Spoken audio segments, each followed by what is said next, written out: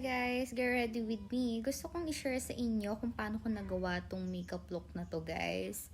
Super nagustuhan ko kasi siya and flawless yung base ko here. Short bead lang to for tutorial guys. So unahin na natin yung brow gel. Super importante ng brow gel guys para mas fuller tignan yung kilay natin. And of course, never skip your brow pen para mas lalong full tignan yung kilay and walang kalbo. Lagyan nyo lang guys yung may mga gap ganun para mas maganda tignan. So guys, please do use a color corrector. Napakaganda ng color corrector na to. Ang importante niya para mas magandang lapat ng concealer. So guys, meron akong separate video para sa review ko sa concealer na to. Is yung Lovely. Okay, next mag-spot conceal tayo. Sobrang importante niyan para makover talaga yung mga kailangan makover. Okay, blend your concealer. Huwag kalimutan mag-brown contour para mas slimmer tignan yung face and hindi magmukhang bilog na bilog. Of course, sa jawline, kailangan natin yan. Huwag kalimutan mag-nose contour. Sobrang importante. And of course, blush. So, sa blush, ganito ako mag-apply para mas mukhang lifted yung face at hindi mukhang bilog na bilog. And of course, wag natin kalimutan iset yung ating under eye.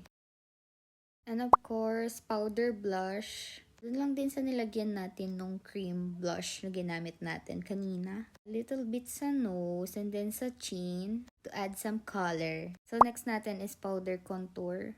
It's 3-in-1 guys. Meron siyang matte highlighter and highlighter. Din sa nilagyan natin ng brown tour kanina. And of course, nose contour. And then dust everything off para din ma-blend yung mga hindi na-blend. And then next, nag-add ako ng konting eyeshadow para lang hindi siya plain tignan. And of course, eyeliner.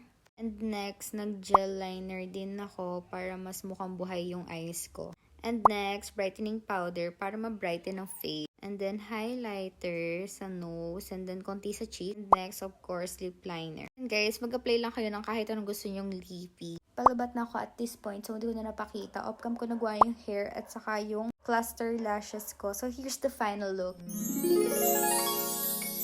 Sana guys, may natutunan kayo sa akin today. At sobrang fresh, diba? Sobrang perfect ng base. Super nagustuhan ko tong look na to. Feel ko ang ganda-ganda ko. Lagay din pala ako ng contact lens para mas pakakang look natin. Kaya lang muna today guys. Let me know if may gusto kayong ipagawang makeup look sa akin and gagawin natin yan.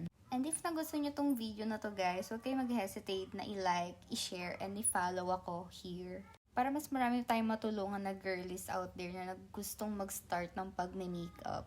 So guys, let me know kung nagustuhan nyo. Kasi ako nagustuhan ko tong look na to for me. Ang ganda niya talaga. Nakakainis. So yun lang muna today. Thank you for watching guys. Bye!